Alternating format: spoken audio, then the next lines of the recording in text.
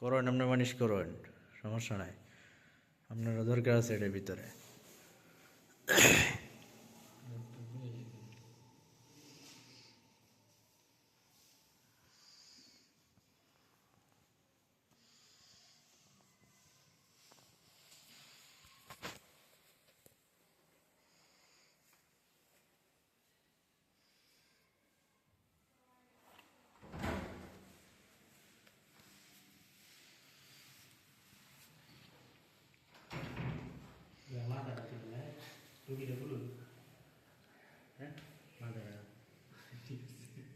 এনে যা করেন ভাই, এনে যান, এনে যান।